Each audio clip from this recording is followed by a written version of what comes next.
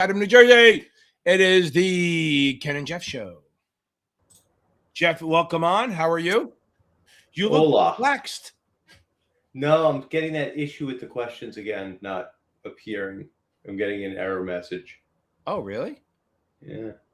Uh-oh. Oh, we don't have any questions yet. Yeah.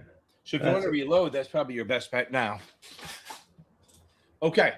Welcome on, everyone. All two of you that are enjoying this live. Tonight is Series 63, 65, 66, and that's it. Nothing else. Let me go this into the center. Okay. Hope all doing well. I am. There we go. I got all my alerts. Ken's going live, so everyone check him out. Ken's live on. Just got all my alerts, and he's doing a live Q&A. This is NASAA night. Okay. So we have a couple cleanup things. Let me get out of the way before anyone comes on, so no one has to listen to it. If you want tutoring, hit me up. I am at CapitalAdvantageTutoring.com or CapitalAdvantageTutoring.com or even Series66Exam.com. I don't know how I got that one. Now, if you don't like my style, and I have tutors that work for me, so if you don't want to pay my ridiculous rate, I have Mike, Arseny, and Mike who will help you out with these exams. And if you don't like that style, you can check out Michael Weiss, who's the actual moderator of the Series 66 exam subreddit, which is pretty popular. It's the best one. Be careful of the Series 65. I have the Series 65 exam subreddit. It's tiny. I'm not even paying a lot of attention, but it's building. Okay, I'm gonna let it run. This r/Series 65 subreddit. Be very careful. They're very he's very much into selling his own stuff. He's actually a marketer and a real estate agent, and he was an advisor for about 8 seconds. So he really pushes his course, and he really bashes like here's the thing. I may not like the other guy on YouTube, but he has good shit, right? He bashes Brian Lee, who has good shit. That's the thing. There's a difference between being competitive and not liking the people and being lying about them, right? So this guy on the Series 65 subreddit lies because he won't let anyone direct off his subreddit, so he pushes it. He deletes everything. He blocks it. He blocks people from saying my name, which is fine. I don't give a shit. But if somebody tried to type in Brian Lee Test Geek, wouldn't let it do it. So there are issues there. So my point is, this guy's a marketer, and that's all he's doing. So be very careful on Reddit. In other words, stay off fucking Reddit, okay? It's the best way to do it. Don't go on Reddit because, again, I got this. I have a student whose mom I've been dealing with a little bit. Super nice. But literally, she saw somebody. Suppose I studied for 100 hours and failed the exam. And luckily, she saw it and her son did. She sent it to us going, what do I do about this? I said, you do nothing. Do not tell your fucking son to look at a thing where somebody studied 100 hours and failed. There's no upside to that. So there's really no upside from going on Reddit or any sort of social media except for this thing, okay? And maybe my TikTok at Series 7 Whisper or my Instagram at Series 7 Whisper. Because I'm not going to give you any bullshit and you will know who's there. That's why we also have the Facebook group, FINRA and NASAA Exam Test Prep Network. It's private. Nobody outside can see you. I do it private. You have to answer 3 questions because why? Because it keeps scammers out. We broke 9,000 subscribers, people in the group, which is amazing. But I would have 15,000 now if I didn't block people and not normal people. I am blocking like scammers who want to come in there and sell you shit, okay? So I block that stuff, okay? So I'm trying to protect you guys, even though you guys are adult, you don't need protection, but I'm there. Okay. Now, couple of things. Somebody said they saw a question on the 65 about DBA. DBA is doing business as, and that's legal. You're allowed to do that. Like, Jeff, do you remember the full name of Merrill Lynch? Oh, yeah, I know. There's like 4 names, right? Yes, Merrill Lynch, Pierce, Fenner, and Smith, right? Yes, Fenner but their DBA is Merrill, right? Or even Bank of America, Merrill. So so the point is, Bank of America runs the thing, but Merrill's under there. So you're allowed to use a DBA. Understand that. So that could be a question. Some people's have questions on IRMA. IRMA is not the hurricane. IRMA is the income-related Medicare Advantage, whatever, adjustment. That means that I think it's for, you can look it up, but I think for Medicare schedule, whatever it is, B and D, okay, B and D, I think it is, if you make more money, they can charge you more, okay? So it means like if you make over like $500,000 a year and you're getting Medicare, they can charge you $800 a month. So what it does is And that's one thing. They're doing it to kind of pay for the cost a little bit. But the second part is that when you do a retirement plan, you have to build that into your planning. Like, oh, we're going to do so much money that you're going to make 400 grand a year, and which we wish, right? You're going to make 150 grand a year on your retirement stuff. Well, remember, that's going to increase your premiums on Medicare. So that's part of your retirement plan. You have to know that. That's IRMA. You have to know what a QDRO is. A QDRO is when if you get divorced or some sort of thing, your children or your spouse can actually access your pension plan. And here's the thing. When you take the money out, say your spouse, I'm going to say I'm a guy, so I'm going to say my wife, if she kicks me out of the house for being an idiot and I get divorced, okay, and I have all this money in my pension and my 401k, her name's not on it, so she can't get it. She goes to the court. They decide she's owed 40% of it. She will go to my pension sponsor and say, here's a letter, QDRO, give me 40%. And she will get a tax-free withdrawal of it. Now, if she rolls it into an IRA within 60 days, no taxes, no nothing. If she takes it and puts it in her own bank account, she will pay taxes, but no penalty. I did not know that until one of my students said, yeah, I just did it, but whatever. So again, taxes, no penalty on that stuff. So, okay, that's what I'm trying to do cleanup now to give some people are seeing, okay? So I'm trying to get you back on track of what people are seeing. That's QDRO. You might see another thing on Social Security, okay? Somebody got a question. What if you wait till you're 70 to start taking money out? Do we know what happens? Yes. If you wait till remember, if you wait till full retirement age, which is 67 to 68, depend when you're born, okay? It's going to be, you get full. If you take it out earlier, like down to 62, you're going to get like 60% of what you should have forever. It will adjust for inflation, but you always get like 60% of what you're supposed to. And if you take it early, if you work, they will punish you. Okay. But if you wait till you're 70, you get a 20% bonus. So if you're supposed to take it at 67, but you wait all the way up to the advanced age of 70, then you will get a bonus on what they pay you. I have some advisors who say, don't wait. Some that say do. Like if you're working, you don't take it early. That's stupid. But if you're not working, sure, take it early. Because some people think you don't know if you're going to live that long, so I give up that money. Okay. Oh, hold on. Kelly McKay, baby. Let me get in before I get back into my diatribe. Kelly! Boom. I love it. Boom. I love it. You missed the 66, and right away you walked into the 63, 65. That's awesome. I love that. Don't thank me. You did the fucking work. But here's the question, Kelly. Were there any surprises? How did you feel the 65 was compared to the 66? Okay. That's what I want to know how you felt between the two.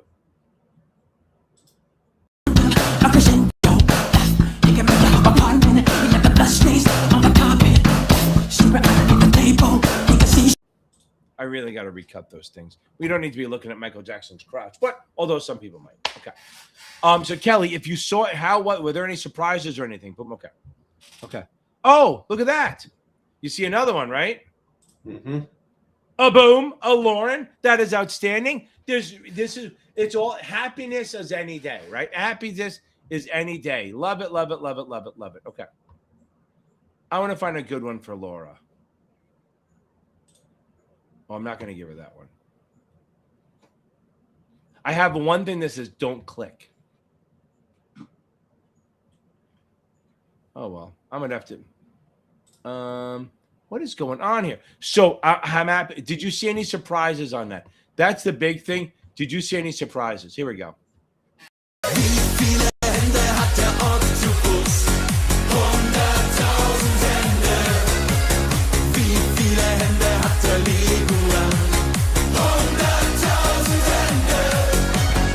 That's someone's crotch. I'm really going to have to recut those things. Okay. So now, any surprises on that? Okay, boom. Okay, now look, we have a couple of people taking the test tomorrow. Okay, let me get through here. Let me go back up to this first. Okay. Taking a break from reading Meta. Okay, good. Okay. Jeff, are you seeing a lot of smog? I was gonna say the smell is so bad. I got it. It smells like camp.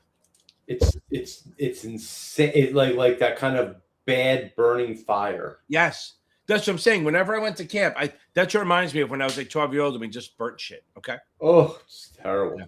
I know. I agree. And I wonder if it's going to be worse tomorrow. Why do you think? I don't know. The fires aren't out, are they?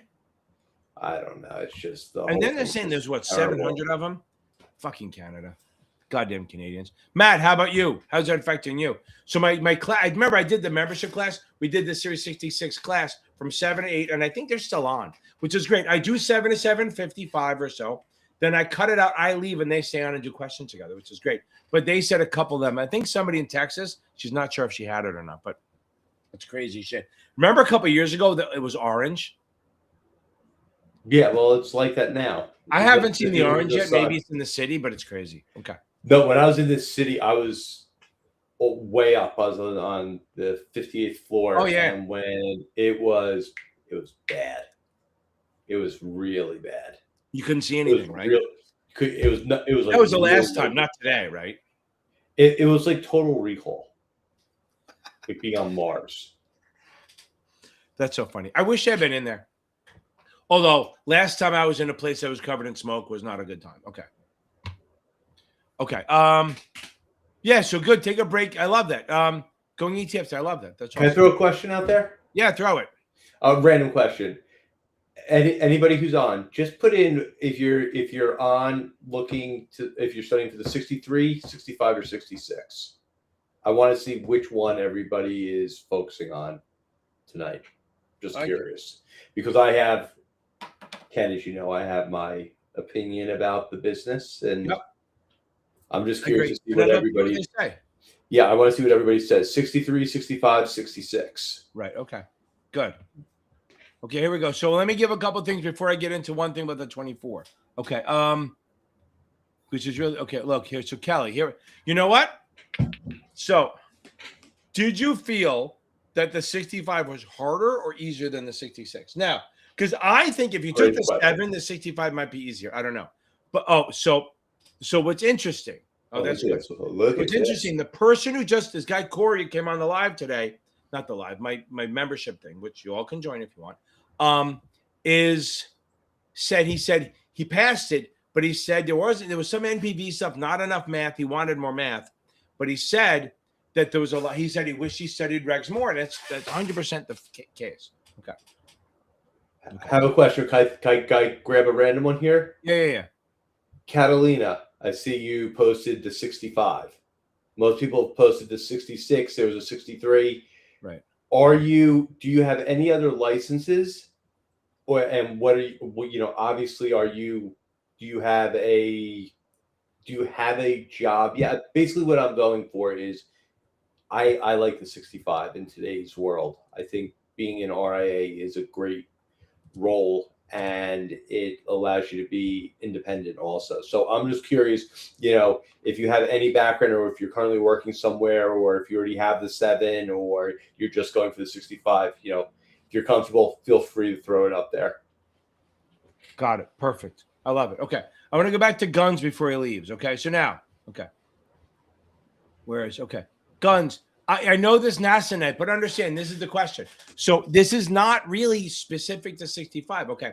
To the 24. I'm going to tell you right. I don't like Kaplan for the 24. I don't like, if you have time, switch to STC. If you're firm Blazer or Notman, that's fine. I don't think they're the best for this. Notman's the best for the 79. They're not the best for the 24. STC is by far the best. Okay. So STC is by far the best one for the 24. So if you have if you have time to switch, I would switch to STC. But don't panic. Never panic. Panic is no good. But that's fair. I can answer that question. Okay. Justin Fitzpatrick.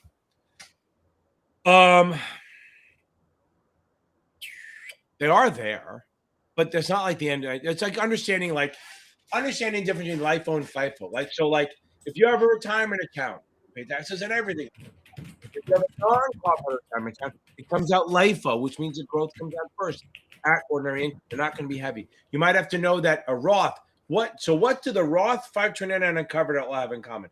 Can anyone answer me that question? Jeff has a question. I have one.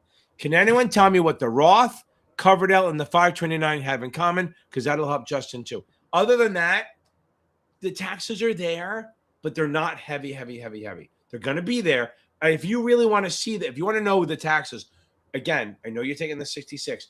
Go right now, after we find out this answer, go over to my Series 7 crash course. I have a video called Taxes Baby. I can even just fucking load it in here, right? Why don't I just do fucking that? Hold on. Okay.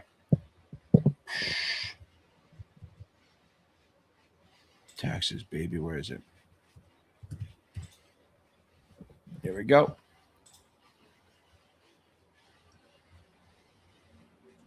So I'm going to put this in here. So Justin, if you know this for taxes, you'll be fine. Okay. Okay. Are you seeing any answers to your questions? I saw the questions. I saw the answers. Most people were 66, but then Catalina said she works for an RIA, which is perfect. So good. So Marvin, stay there. I'll be with you in 2 seconds. Gavin, let's go, baby. Gavin and Justin. This time tomorrow, we're gonna have 2 more IARs. And by the way, since you're taking the 66, I assume you have the 7, so you're accredited already, just so you know. But both, I have a feeling in 24 hours, there's going to be 2 more IARs in the world, and Justin and Gavin are going to be the stuff.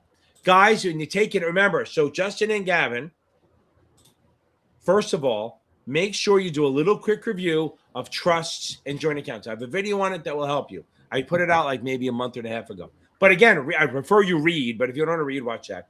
Find my crash course. Maybe if you guys have time, do a little review of my brutal exams. They're going to help out a ton. I promise you. They're going to help out a absolute ton. Okay. And then we got one here. Marvin! Stormin Marvin Hagler. There we go. I'm not even going to try to say that name. Nwankwo? Marvin, I just said it when Nwankwo. Okay.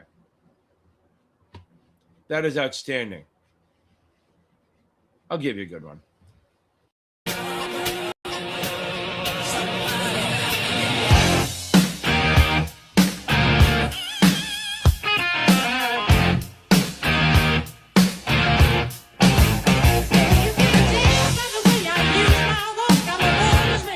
So you can literally put the Bee Gees to any fucking song. Yep.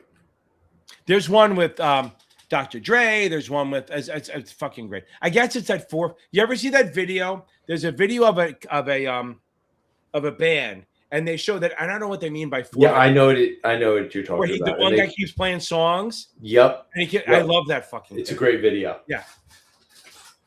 Well, guys, just so you know what we're talking about, rambling. There's a band that shows that almost every famous song has the same chord. So he literally just goes this, same thing, and then he just breaks into a new song every time. Okay. Okay. 66, 65. Okay. So guns and coffee. I hope it helped you. Okay. Is that really a good mix? Guns and coffee? That's like guns and alcohol is not a good mix. Okay. It's like driving and drinking. Okay. I'll be taking the 7 for the first time. You know what? Give it 2 weeks. If it doesn't change by the end of the month, then just take the fucking thing. Or be a badass and take it anyway. Because look, here's the thing. Think about the math right. Let's say it doesn't change for a month. Well, once it changes, you're subject to the new rules. It's not like you take it. I don't think they're not going to grandfather you back in, right? So it's not like if you take it, say they change the rule for the waiting period on the 30th, and you take it on the 29th. It's not like I don't think that you're going to be. I mean, they could do that, but they've never hurt you on grandfathering, right?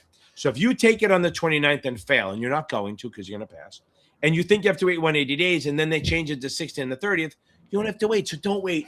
I'm cracking up. Don't wait. When you're ready, take the fucking test. Don't be afraid of failing. Because here's the thing: if you game to fail, right? If you play to not fail, you're going to lose. You're going to fail again. You got to go in there going, I don't care what happens. The back end of this is not going to be a problem. I'm going to beat the shit out of this thing. Okay. Okay. See, that's what I'm saying. I like this question, Marvin.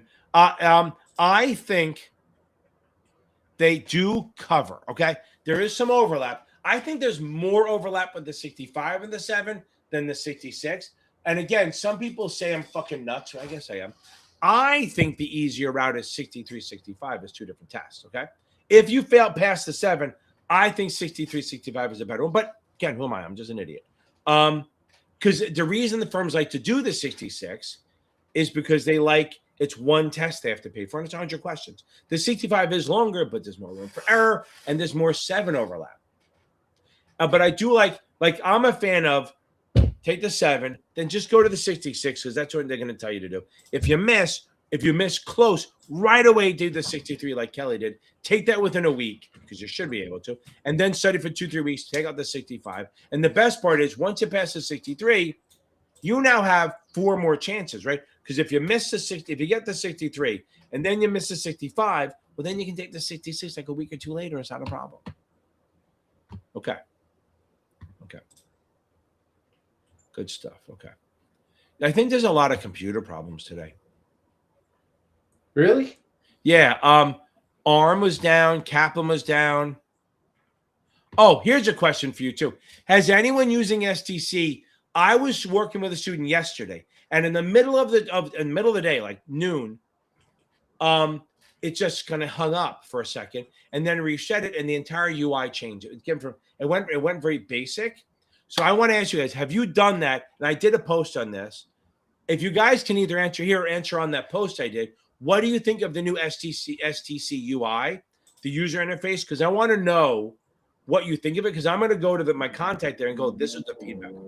Because I don't love it, but maybe there's a reason. Maybe there's features that they couldn't do that they can do now because of it. But let me guys know what you think, and I'll try to get some information on why they changed it. But it literally happened in the middle of the testing. And I'm hearing a lot of people don't love it. Okay, so this is Kelly's story. Okay.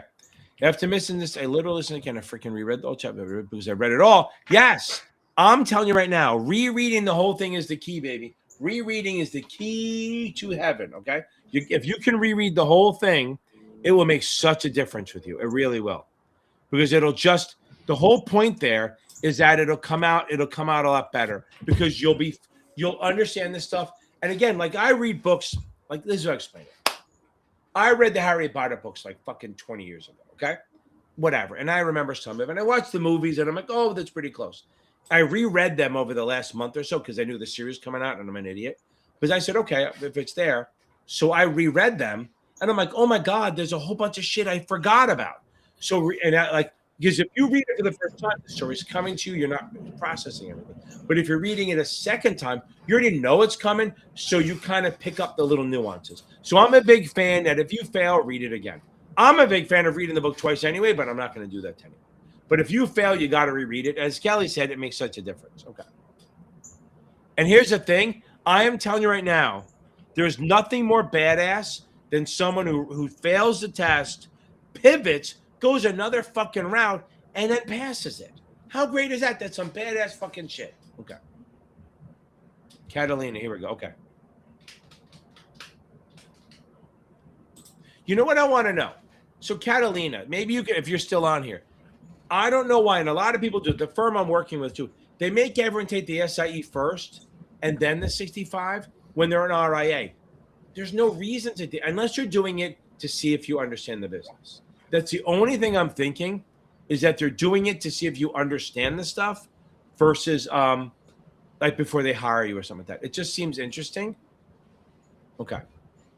Let me know. Is there a reason to make it? There's no reason for an IA to make you take the SAE other than to say, I want to do like a filter. Okay. Okay. Okay. Great question. You can answer that one, right? Or you want me to do it? Freedom. Freedom. So, okay. Why do you like the 65 more than the 66, Jeff? Because you don't need to be you don't need to have your 7. You can just get the 65, give the guidance, and then have the ability to literally go out on your own and have a smoother and easier time setting up an office than having to have a registered broker-dealer. I agree. Because you're captured if you work for the broker-dealer. Correct. Okay. So remember, was it before we met? Remember the early 2000s? So many people, and it's kind of cool, it's cooled off, but so many people gave up their 7 and 66 or whatever, or 7 and 63, I remember that. to just go to the IA route instead of the broker dealer. Because literally, if you work for an IA, you can pretty much do anything that a broker can do. And you don't get commissions, you get fees, which is a little different. But Nobody's paying commissions. What? Nobody's paying commissions to that. Right. It doesn't matter anymore, right? So you're getting the fees, you're managing it, and you're going to give up a little bit to pay the broker dealer their commissions or whatever, and even then not that much. But you're still you're retaining more of your business, and you're not under FINRA's arm. Although fucking NASAA sucks as a regulator. NASAA's not a regulator, but as a rule writer, they're the most boring people in the world. Okay, so the 65 allows you to work for an IA and do everything. The 66, to get the 66, you need the Series 7 for it to work. Wait, hang on a second. If you're an RIA, you're rolling up to FINRA. No, to NASAA. Well, to the state or the SEC. So okay, because the people I know, when they get audited, they're getting audited by the SEC. Yep, so they're federally covered. Yes, it's a federal, and I think it's probably easier to go through the SEC through an audit. Yeah, I think because they're smarter. There's something different. I'm not saying that the requirements are any less stringent. No, they are. They're different. But I get the feeling that an SEC traditional audit, not like an investigation. Look, if you're not doing anything wrong, the SEC is easier. Yes, but if you're doing something wrong, the SEC will be up you, and they'll have 9 people sitting in their office with black suits ready to hang you. They will catch the SEC. If you do something wrong, except for Madoff, they will catch. If you're doing anything wrong, they will catch you. Yes. But the problem with the state advisor, what? Either way, yeah. I mean, if you're above board and you're doing everything, and you're just going to go through your, audit every 5 or 10 years, whatever it is that they call on you. Yeah. You're fine. You've got nothing to hide. You keep clean books and records and all that stuff. Yep. I'm saying I just like the cleanliness of the 65. I agree. No, I get it. But you've always been that way, and I think that's I have a feeling I get you within a couple of years. I think you're going to go that route. Me? Yeah. You're going to bang out the 65, start managing money. You're going to be running your own book at some point. Now, may you not be traditional. I take your money and manage it, but I think the 65 is in your future. I just like it. I know. I like the career path, I like the conversations when you talk to an RIA. It's simple. It's clean. You're not getting into a lot. I think it's just diversification is what when I think of an RIA, I think diversification. Perfect. I agree. Okay, now in the equity market. Yeah. So now my question was, what do the Roth, the 529, and the Coverdell all have in common? And a lot of people answered it. Here we go. But all 3 of the money goes in after tax. All 3 of the money goes tax deferred, and all 3 the money comes out tax free if you use it, if it's qualified withdrawal. So again, 529, Coverdell, and Roth, money goes in after tax, grows tax deferred, and when you take it out, you pay 0 taxes if you use it for what it's for. Coverdell 529 for education, Roth for retirement after 59 and a half, and it's held for 5 years. But again, they have the same platform. Good. Now, Coverdell and Roth both have income limits. 529 does not. All 3 have some contribution limits. Coverdell's $2,000 a year. 529 is whatever the state wants. It could be like $400,000, and the Roth is going to be $7,500 unless you're old like me, and then it's $8,600. Okay. Oh, there's so Ryan got it right. Can I pose Catalina's question here? Yeah. I know. I just texted her that I'd answer you. We're on the topic. So yes. Okay, I like that. Okay. So this is for the IA, correct? I agree. So under 100 million, you are state. 100 to 110, you can do either. Over 110, you have to do federal. Now, let's say you file federal. This is where people get screwed up because they do this 90 million thing. If you file federal and your shit drops and you don't lose your clients, because why wouldn't it? If you can go down as low as 90 million and be fine. Okay? So again, If you start, you can't start federal at 90. You can start federal at 105, 110 and higher. If your assets drop to 90 million or higher, you're still okay. You're under, it's like a buffer. Okay. Here's the crazy part. If you go under 90 million, you have to withdraw and go to the state because you can no longer be state advisor, a federal advisor. But here's the funny part. You have until 180 days after the end of the year. So if you go under 90 million in March, you have until 180 days after the end of the year. So you literally have until next July to get back above 90 and not withdraw. So that I found once you register with the SEC, they really want you to stay with the SEC. Okay? That's really the way it is. If you want to if you're with the SEC, they're going to do everything they can to keep you with the SEC. So, yes. Now, here's the trick part. Okay? So some of it comes out. We have, if you're a private fund advisor, then you can have up to 150 million where you just report your financials, but you don't have to register with the SEC. Once you're over the 150 million, then you have to register with the SEC. And there's going to be a question. Do the employees of a exempt reporting advisor, private fund advisor, have to register with the state? No. Unless you're acting as an IAR, which means they have to have an office in the state. Okay. You answered another, hold on. Okay. So you asked another question. I'll get to it because it's in that LinkedIn. Okay. So we're going to get the 65, baby. We're going to get this done. Okay. So that's good. You get the SIE done first, which is awesome. It's a nice way to get over, but I still don't understand why they make you do it at an IA. Okay. Let's see what this is. Okay. Isabel, 1 second. If IAR send an email with a secure informant, I think both. Okay. Reese, stay on here. I know I'm behind now, but I'm not as bad as usual. Okay. If an IR send an email with secure information, I get the information. So if you send information over an unsecure, unencrypted thing, you will get in trouble, and the IA will get in trouble because you should have known that, and the IA should have had platforms in place to do that. Now they have a rule called known or should have known. So if they did all their shit the right way, if they did all their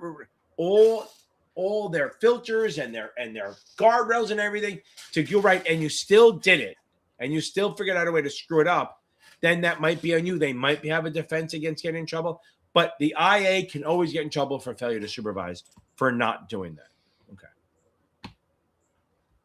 Okay. Moving on. Baby Reese, you dig. We're going to nail that thing. I do not have a brutal exam for the 63. I haven't taken it in a while, so I can't get the feel for it. I may try it, and I have to decide if I'm going to let my shit expire this year. I don't think I will. I don't like I have 14 licenses. I don't really want to give them up yet. I have one more year of MQP, or EVEP, if you want to call it. I don't know if I want to do that, but I'll think about it. Because then when I've taken it, I would never give away questions, but then I can give an idea of what it looks like. I do have a couple exams that I go through that, but they're not brutal like those. Okay. And guys, if you're going to take the test farther out than tomorrow, go find my channel. Obviously you're here. Go on my playlist, my practice exam. I have 2 exams I did in October called the brutal exams. They're good for both the 65 and the 66. They will absolutely give you a gauge of where you stand. Okay. They will give you a great gauge of where you stand, and they will, give you an idea, and they're very, very close to the style of the exam. Okay. G-Man, thank you very much. Boom. I'm telling you, my options shit are a game changer. Okay. I'm telling you, you're not taking the 7. Don't worry about it right now. But now, since I'm on that, let's segue into this. I have a thing called memberships. Okay. There's really only 2 memberships for the 65, 66. You can either do the $34.99 a month one, and we meet every Monday at 6:30 p.m. Eastern. Okay. If you jump up to the $49.99 a month, we also meet on Thursdays at 7 p.m. Eastern, like right before here. And then they start. The best part, look, I think my shit's good and I teach it, but the best part of that is most of the people in that group, they become friends, and they start they start their own study groups and they grow. It's a great fucking community. It really is. So you got to find your tribe and go there. Okay. Okay, here we go. There you go, right? English. Oh, yeah, show the bot. I was wondering where it was. Okay. Yes, Kelly, that's a great thing. There's not a lot of math. And that's what guy Corey said, who took it before. He was pissed off because he wanted math and there wasn't any. So he said he didn't use my calculator once. So it is what it is. But yeah, you have to know, you have to kind of know the formulas, like what they're for, more than doing the math on it. Okay. Okay, Ryan, let's go. Okay. Lolasaurus, you're up next. Okay. Okay. Yeah, I mean, that's why I'm trying to create these exams. Like I'm literally trying to create practice exams, but it's really hard to get the prompts down right to make sure it does. Because here's a problem. When you create an exam and you, obviously it's stupid to write your own now. You can use Claude or whatever, but you have to tweak the shit out of them and you have to make sure that the questions are similar and that a bunch of prompts, I'm not going to bring them up here, but I have a bunch of prompts that really I can make really good questions and offset a lot of the mistakes that Claude and chat does. But yeah, so you failed over the 66-second time. Ryan, why don't you see if they'll do the 63, 65? Kelly did that. And look how happy she is. She banged out the 63 real quick. And then she got the 7. And the regs you suck at, which is fine. Okay, that is what it is, right? So, but if you do the 63, I think the regs questions are a little more straightforward than the 65, 66 ones. So get that out of the way and then jump to the 65. So Ryan, I want you to at least talk to your firm tomorrow about, or if you're doing it on your own, just do the 60. You can bang out the 63 probably in a week and then the 65 like 2 weeks later and be done. The reason I'm saying that is because the 65 has a lot of overlap with the 7 and a lot more business and economics, which might help. Okay. Lolasaurus, they can. Okay. That's the thing. They can be. They're not always long. So you may get the easy one, you might get the hard one, whatever it is. But there are definitely some like scrolling questions, right? And here's the secret to that, right? So if you see, I found out the longer the question, the easier it is. Not always, but it seems to be that way. I always try, if I see a really long question, just because I know, I try to read the last 2 lines and the 4 choices before I read the actual question. Like, this is what I tell everyone. I took the SATs. I think I said this on my life. I mean, I barely graduated fucking high school. I mean, I got college and all that I got through, but I barely graduated high school because I was a good test taker. That's the only reason I got through. Never did homework, but my SATs, I fucking killed them because I know how to take a test and I'm not dumb, okay? So what I learned on the long questions is, and this is something I learned, I read the last line and then the 4 choices. Then I read the question. Because if I read the question, what they want to know, and the 4 choices, I know when I'm reading the question what to do. So yes, they can have long questions, but you can kind of game it by reading the last line or 2, then reading the 4 choices, then reading the question. That should help you out a little bit. Okay. That's a good question. I hope that happens. Okay. Billy Ambrose. There we go. Okay. Take the fucking brutal. I think I said it the other day. I don't want to hear from you.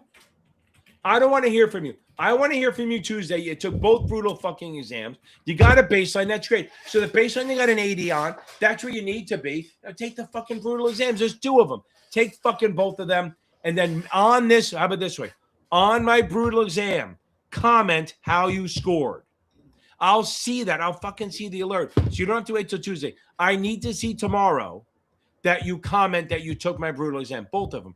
The GPT versus it and the regular one. Both of them, I want one tomorrow. And if I don't see a comment from you by tomorrow, Saturday, I will ban you from my live on Tuesday. So I need to see that done by tomorrow or tomorrow's Friday. Tomorrow or Saturday. I want Billy, I want you to take it.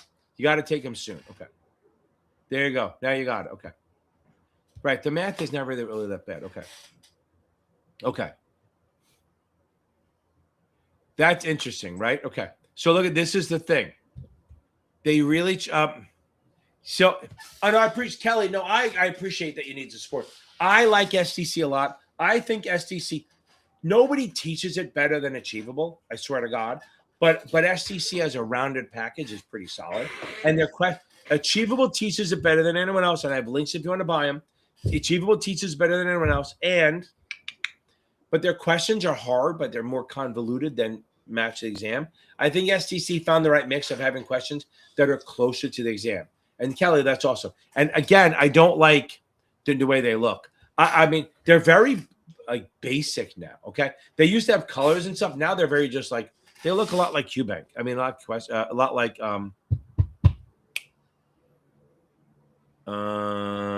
Kaplan. Okay. Yep, true. Bernie Madoff, baby, is the one who can get away with everything. Okay.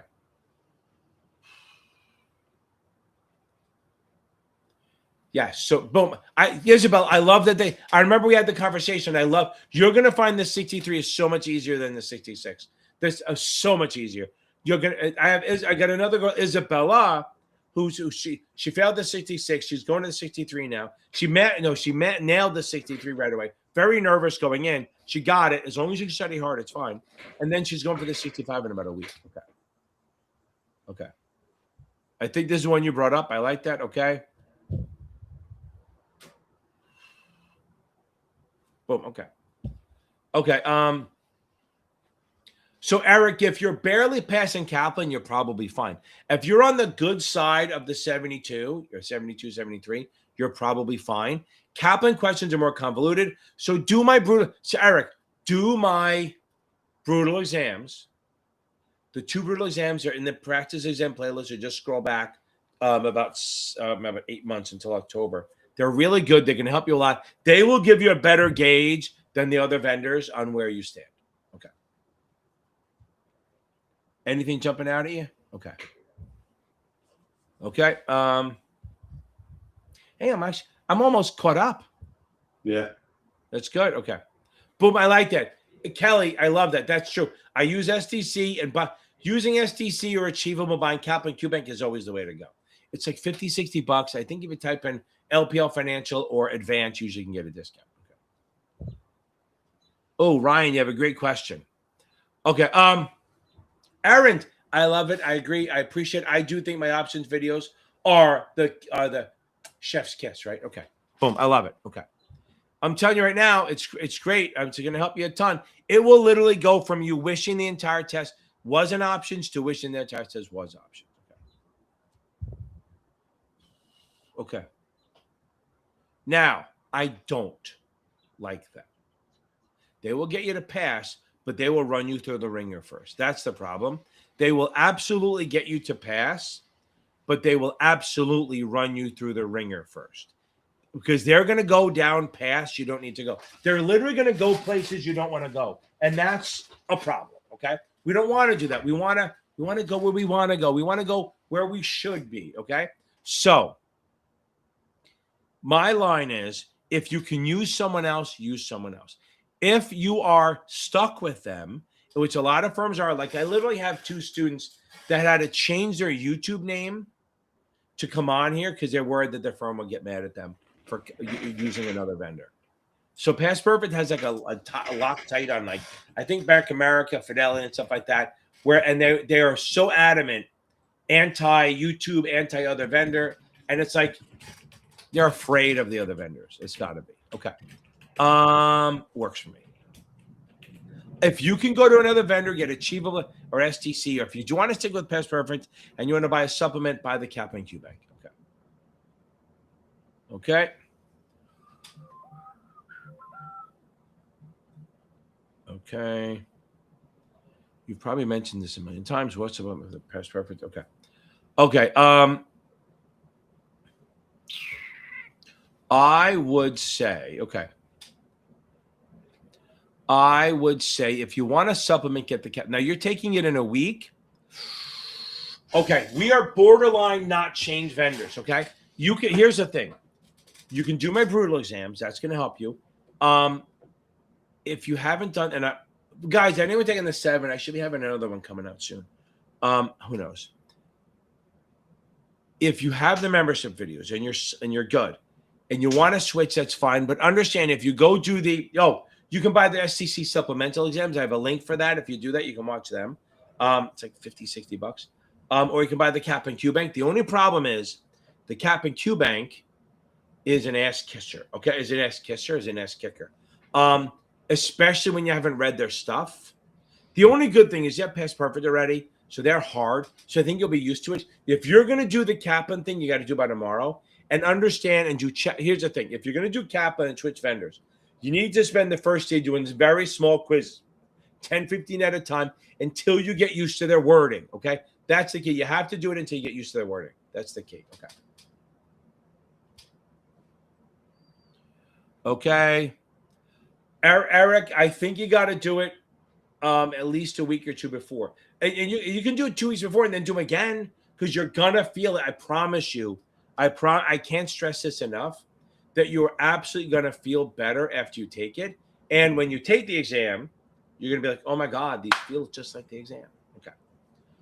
Couple of things I didn't get to because I got all hyped about people passing. If you guys have more questions, great. If not, we'll kill it early. But okay, a couple more things. Let's see what else they mentioned. Okay. Feedback. Okay.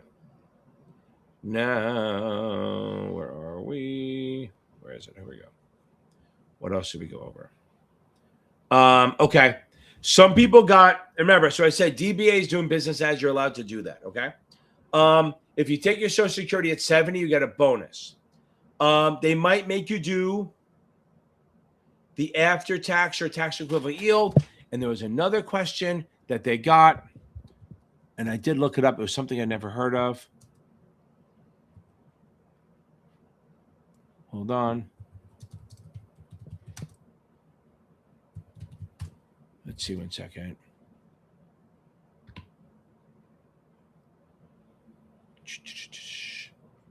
Okay.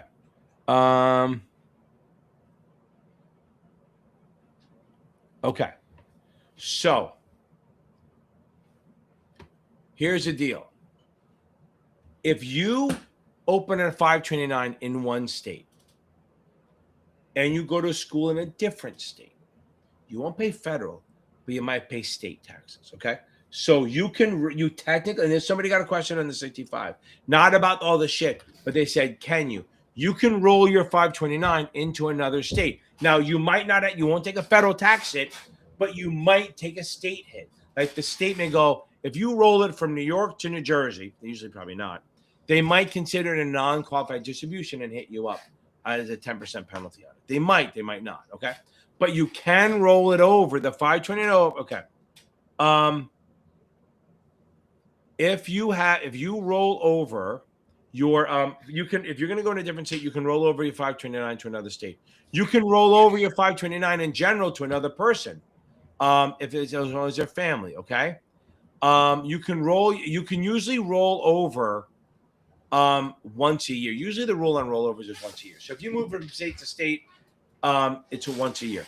If you get older and you're not going to go to college, you can transfer the beneficiary to yourself or to someone else. If you have a 529 in your name and it's been open for 15 years and you want to roll, you can roll it into a Roth up to 35 grand total, up to 7,500 a year, as long as it's open 15 years. That's good stuff. Okay. Now, Healthy Green Lifestyle has a good question. Okay.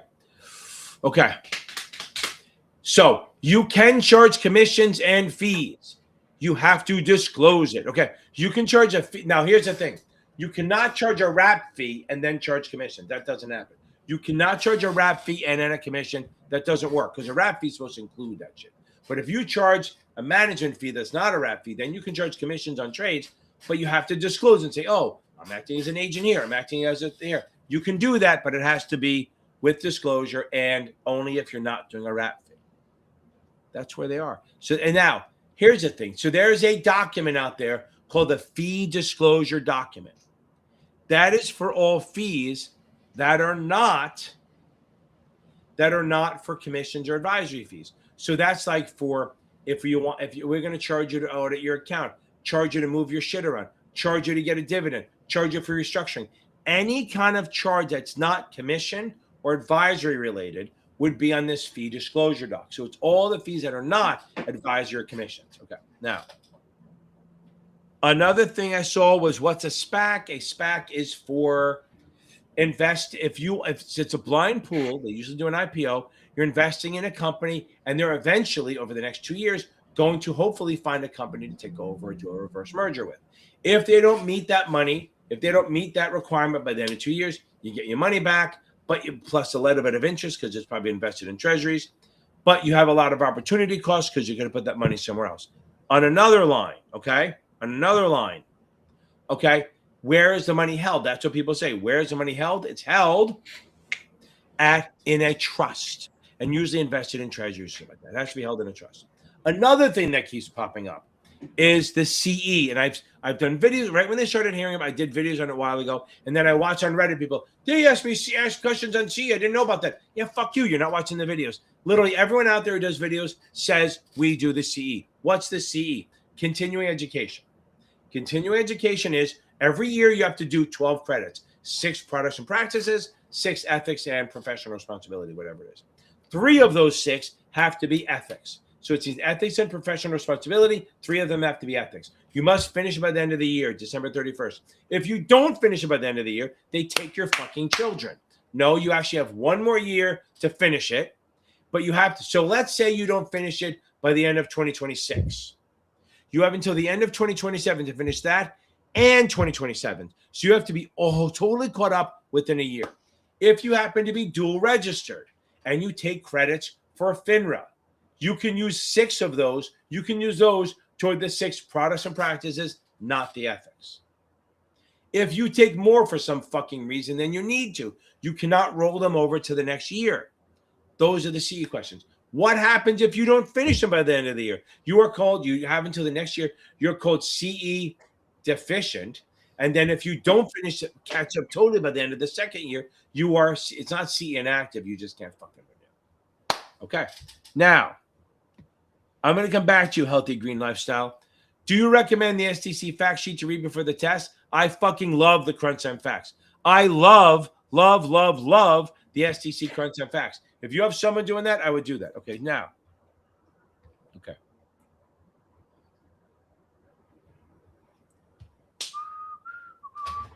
What do you think about Primerica and WFG?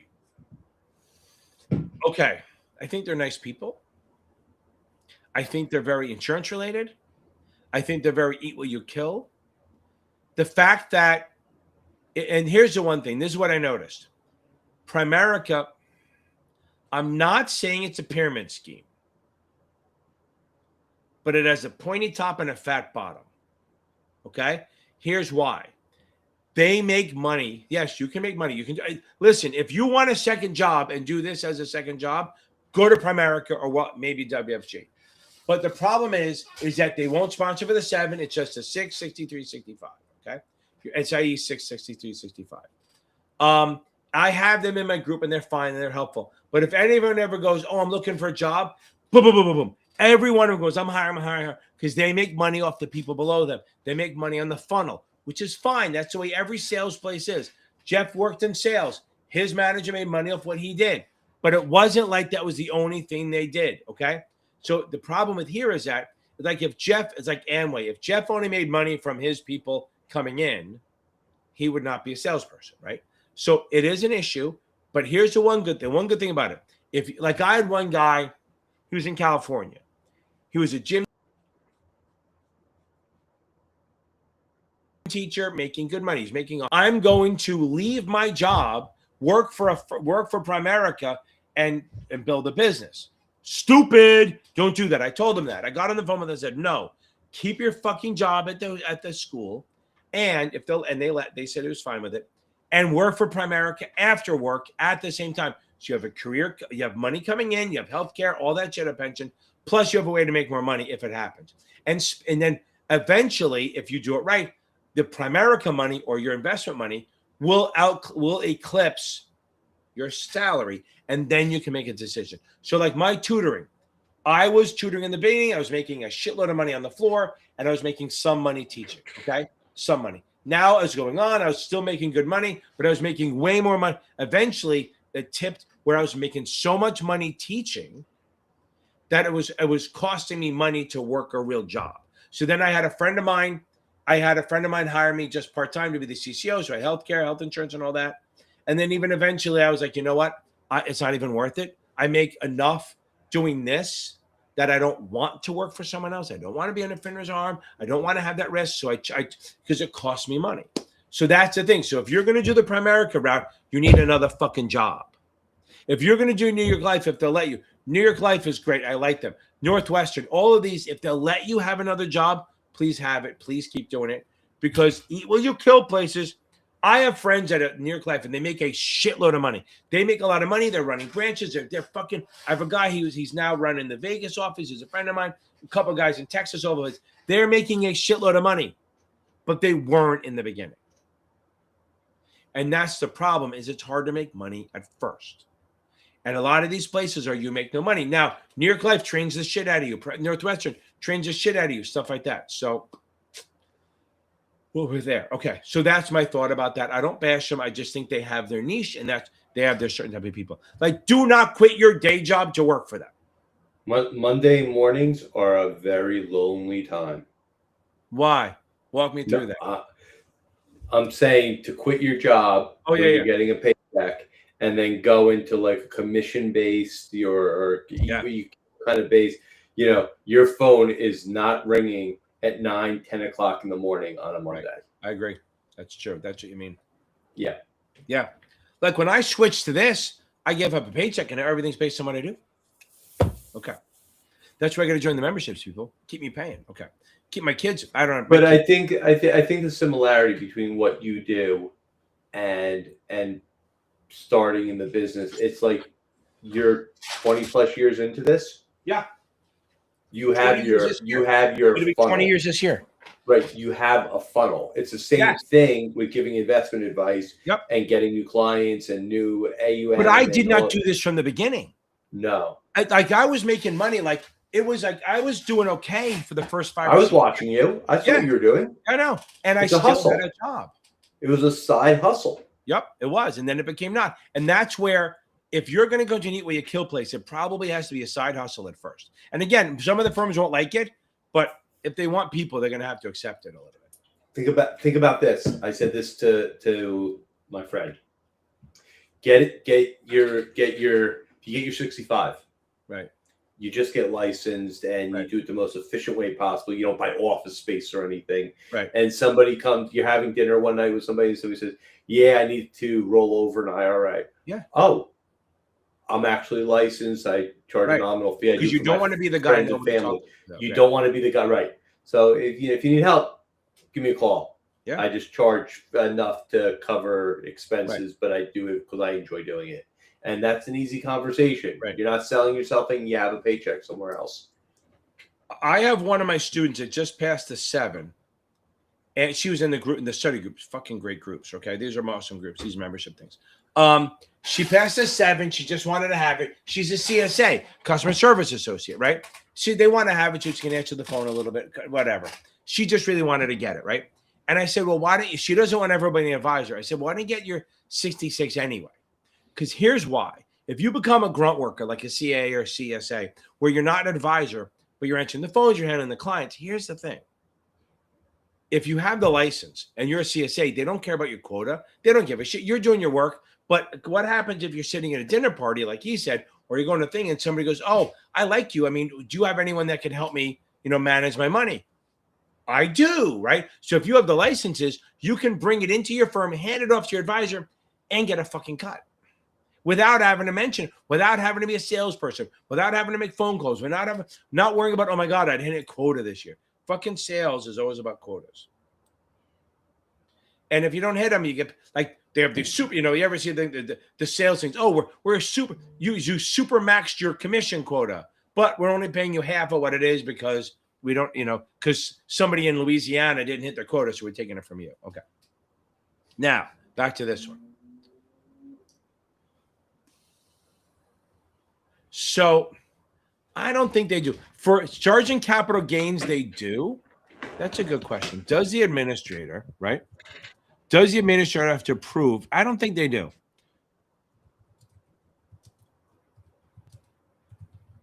Because I've never seen a question where you have to, but it's a good question. So we'll see.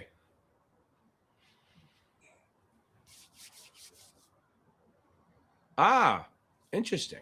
This is a good question. Okay.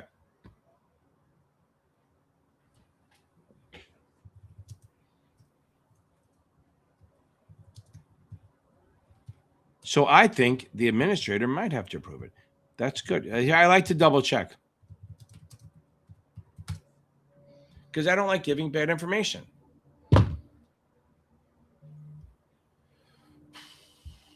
Okay. So I think let's see, hold on. No. Okay.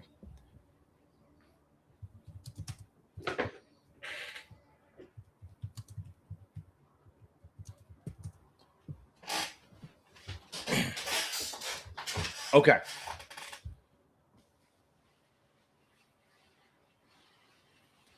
Let's go with this, okay?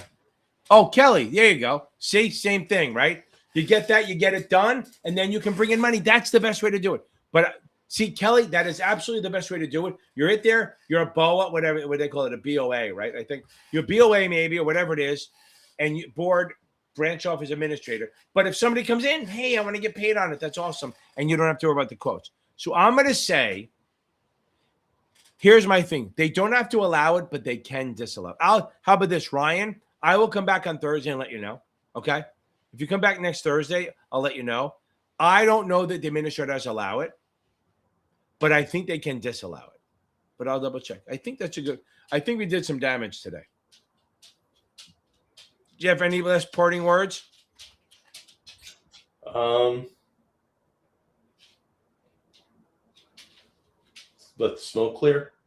Yeah, please let the smoke clear. Exactly. I wonder if tomorrow will be worse or not. I don't want to see the orange because I feel bad, but yeah, I mean, they said that I think they said it should start improving. I was looking it up as we were talking before. They're big fans outside. That smell is like driving me nuts. And I didn't at first. I didn't smell it till I went out. I went out to go get dog food today, so I went out. I'm like, oh, it smells like camp, bad camp. Like when you're sitting too close to the thing. Okay. Yeah. Okay. So you wait till 9 o'clock for that one, right? Huh? Thanks, Ryan. Right? Well, a light question. Yeah, fucking it's like a 20-minute question. Okay, look, here's the deal. It's so easy, okay? Not easy. Qualified means it's sponsored by a corporation. The money goes in pre-tax. When the money comes out, and you're hitting every qualified. I literally did a video on everything that's qualified. So just across the board. So qualified means pre-tax, sponsored by a corporation. Money goes in before tax or gross tax deferred. And when you take it out, you pay tax on everything at ordinary income. Now, non-qualified retirement account means that the money goes in after tax. It's not sponsored by a corporation. It goes in after tax. It grows tax deferred, and you pay tax on the growth. Now, technically, an IRA is a non-qualified account, even though it's a qualified contribution. So an IRA goes against that rule. It goes in pre-tax, gross tax deferred, you pay tax on everything. But for the most part, if you say, yeah, Gustavo, yeah, it'll post tomorrow, probably by like 8 in the morning. So usually it has to process for like 12 hours or something like that. And then it has to yell at me that I had fucking those music things on there. It threatens to block me around the world. And half the time it does, and I have to clip stuff. Back to this. Qualified is pre-tax, gross tax deferred, pay tax on everything. Non-qualified after tax contribution, gross tax deferred, they both go tax deferred. Comes out, you pay tax on the growth at ordinary income. And a non-qualified plan has to, when you take it out, if you take out a lump sum or growth of it, it's going to be LIFO, which the growth comes out first, the principal comes out last. Now, a qualified dividend. Qualified dividend is one that is held for a 60-day period for 60 days in a row and the 60 days before and after the X date. Just doesn't worry about that. Don't worry about the figure the numbers. A qualified dividend means if you have a qualified dividend, instead of paying ordinary income rate, you will pay their long-term capital gain rate. Still ordinary income, but it's taxed at the lower capital gains rate. Third, qualified client. Now it's gone up. I don't care about the numbers. It's like 2.6, and I don't know what the fucking new numbers are, but it doesn't matter. A qualified client is someone that you can charge performance-based fees for. And that's what it is. I think the number went up to like 2.7 or 1.5. It doesn't matter. They're not going to ask you the fucking numbers. Just know that if you want to charge as an IAR qualified, if you want to charge performance-based fees, fulcrum fees, they have to be a qualified client. Okay. Okay. No. 30. Seth, promptly is 30 days.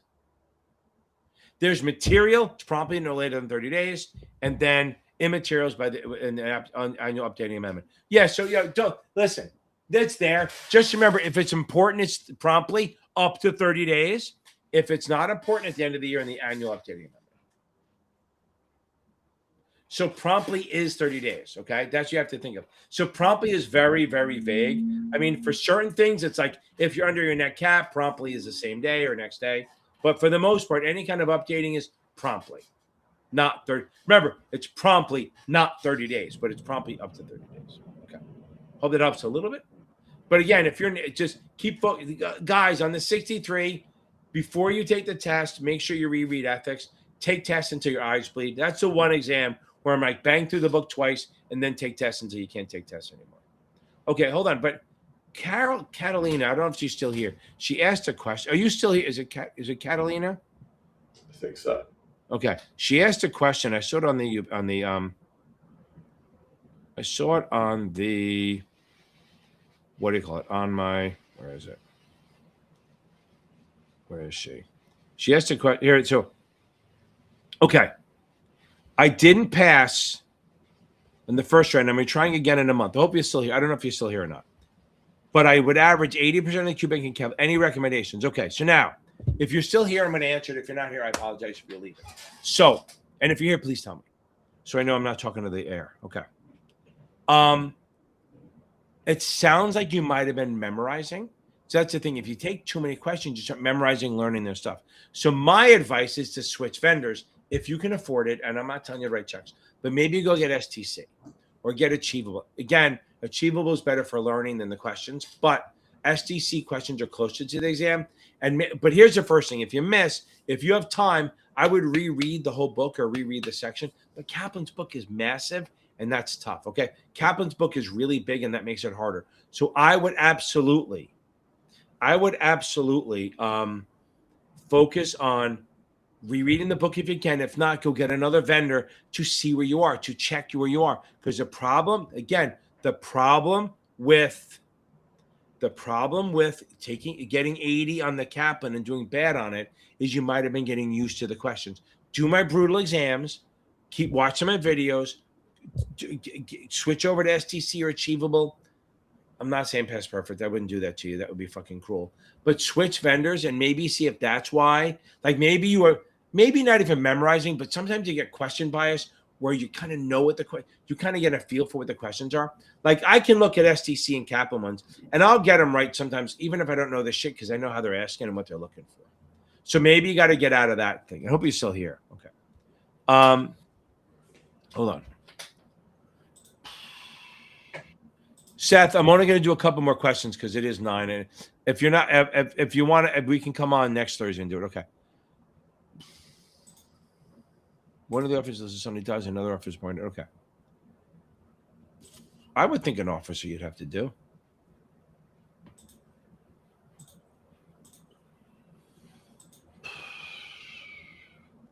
Okay. Gustavo, that's interesting. That's just very rare. That usually doesn't happen. You got a very strange test. I'm not saying you're not true, but I'm just saying that seems to be the select to replace. Okay. So here we go. So select a choice for material event that requires prompt amendment filing. Okay. Here's the thing. That sounds like a Kaplan question. That was that on the, I don't think that was on the real exam because I think one, they don't do a lot of Roman numerals, and two, but selected but replace prompt within 30. Yeah, because it's prompt, but within 30 days. That's literally what it is. So there's no number. I don't know that there's an actual 30 days thing. It's prompt or by the end of the year. And now look, Gustavo, it's fair, but I do find, and maybe the 63, the one you got, because some of the questions are long, but for most of the exams, STC is closer. And here's the problem. Oh, fucking A, that's why. No motherfucking what? You know who Serify is? That's fucking past perfect. I should have known. Past perfect. Ed Floor wrote those questions. They're big on showing how smart they are versus showing how smart you are. I don't like them at all. Like if you told me I had to get rid of one vendor, they wouldn't be first. It'd be Exam FX, but it would definitely be the top 2. So I still think prompt is, and they try to trick you all the time. Like I won't even do past perfect questions with people. Okay. And Gustavo, yeah, that could be true. But I still think STC is better for the most of them. But again, the other thing is what happens is a lot of vendors will sneak a couple real questions into their question banks. So what happens if you see some of them show up in your test, even if it's 2 or 3, you go, oh my God, STC looks just like the exam. But it's kind of like just the feel. Does that make sense? It's just your feeling. It's the way you feel.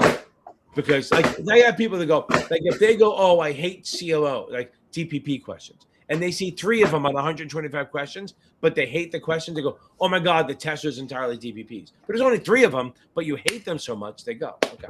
I think we're gonna kill it. I think we're good. Don't forget, guys, don't forget the memberships. Like and subscribe, please. I'm sure you're subscribing because you couldn't comment if you didn't. If you like what I did, subscribe, share it to somebody you like it. It'll show up live tomorrow. You can watch this again, but it's not as good when you watch it the second time. If you join the memberships, remember it's super cheap. It's $34 a month or $49, which is literally 1 or 2 classes a week, which works out to be like $8 a class. It's a good group. They meet with each other, and they actually start. I have a couple of their friends that from 2 years ago. There's a group of them that did it all the time.